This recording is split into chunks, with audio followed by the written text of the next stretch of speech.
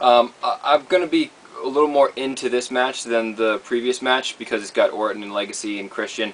I'm a big Legacy fan, big Orton fan, big Christian fan.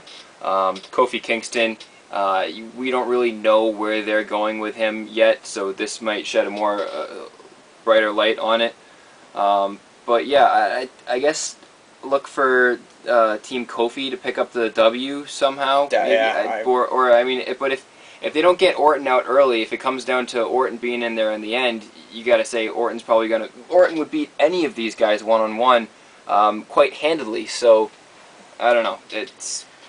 I would say maybe look for some seeds being planted with, again, Legacy and Orton maybe butting heads a little bit. Maybe they'll plant 5, 6, 7 more seeds before they pull the trigger on that one, and maybe look for a setup between Orton and Kofi in the future. I would have to say definitely they have to at least have one singles matchup with each other. Yeah, still waiting on that. All right, let's go to kind of an interesting match for the evening. It's actually the only singles competition that's on the card for Survivor Series, and that is Rey Mysterio versus Batista, one-on-one match. This could be called a grudge match. I would say it definitely is, even though it's kind of a grudge that was built on very quickly. It's one that I think is very, very real, and I think may actually be a decent match.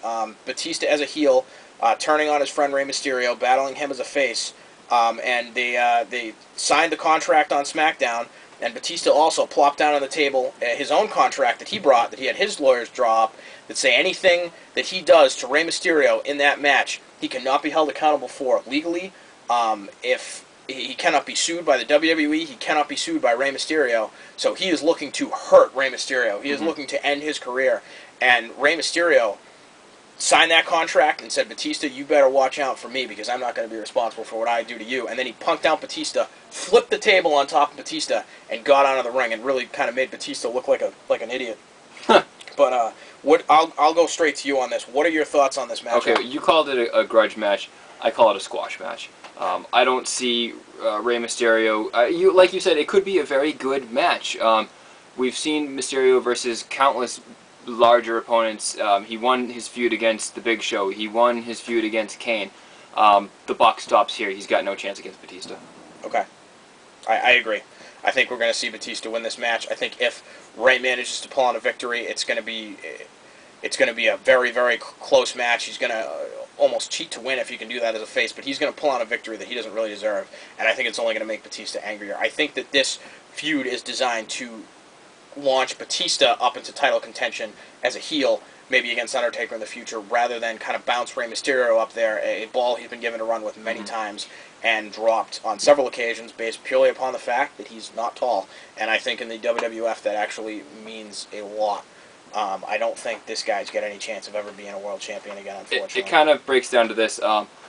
SmackDown needs Batista far more than they need Rey Mysterio, so... Very true.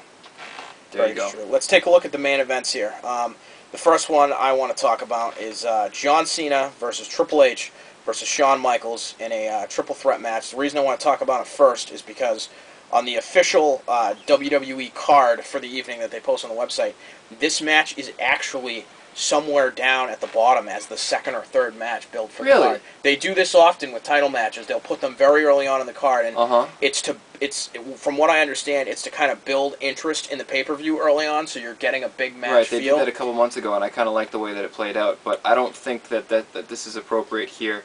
To me, that says John Cena is going to retain the title. If you're going to throw that match right at the beginning with huge names like Triple H and Shawn Michaels in that match, and you're going to not have it be the main event, I'm not looking for a huge, awesome finish here. I'm looking for John Cena to get out of there with the title. Either some issues between Triple H and Shawn Michaels developing, maybe, or maybe he just boom, boom, pins one of them, gets out of there, and we see stuff develop later. But your thoughts? I think Cena walks out of this with the title regardless of whether it's the main event or not.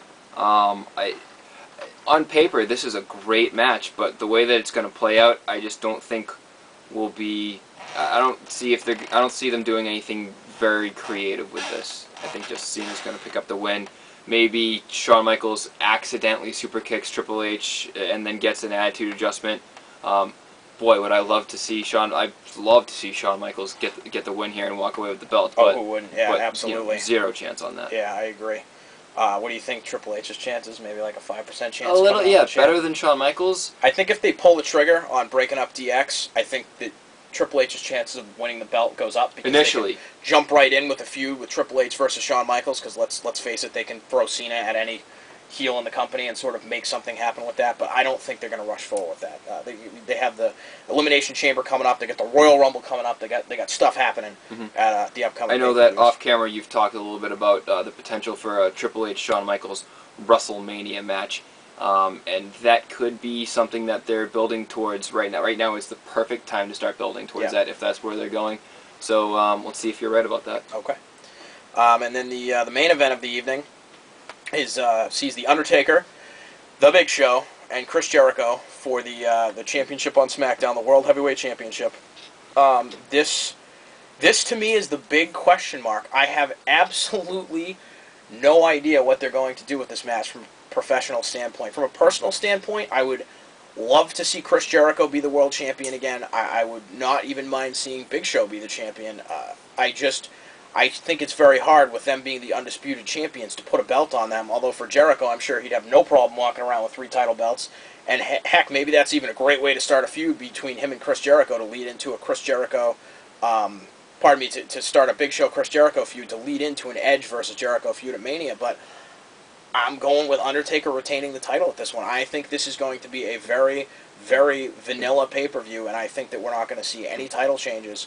I'm going with Undertaker pulling out the victory, and I think that this they will pull the trigger on Big Show and Jericho. I think it is time for this team to break up. I think, much like Legacy, that this team could have gone on for a lot longer than WWE let them go on for. I think this could have been a great tag team, very successful. I think them being the champions and being uncontested for those belts pretty much is played out, and I think that they are going to break up this tag team at this pay-per-view. I think that's the only thing that will come out of it. It's hard for me to make a prediction on that because I'm so conflicted. Big Show and Jericho are such an amazing tag team. Everything from their entrance music, the way that they splice the two together in a remix format is fantastic, I think. And then, I mean, just, Jericho last year's Superstar of the Year, which is really just a great accolade, and the Big Show being the Big Show. Anytime that you have an immovable object in a tag team style, I really love the way that plays.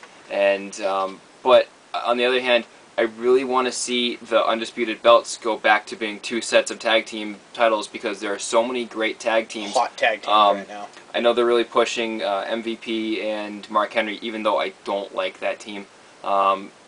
Legacy is out there. The Hart Dynasty is out there. There's a lot of singles wrestlers that they could put into. Then you got on ECW, you've got Ezekiel Jackson and Vladimir Kozlov. They could come out. They could go to SmackDown or Raw as a big tag team. So I'm conflicted, but one way or the other, I see Undertaker again. So we can agree this is going to be a vanilla pay-per-view? Yeah. Okay. All right, so now that we've kind of run down the card, you can see that on pay-per-view this Sunday. Of course, we'll give you results of that. Let's move to a segment that Manhattan would like to do, and this is called Who's Hot, Who's Not? Yeah. Pretty cut and dry, simple, fun topic. I'll start off. I'll go hot first. I got Christian hot right now. He's been ECW champion for a while now. He's beat everyone that they've thrown at him, including the person who I considered the biggest threat for his title, which was William Regal. In England, they love to let people win belts in their hometown. Yes, they do.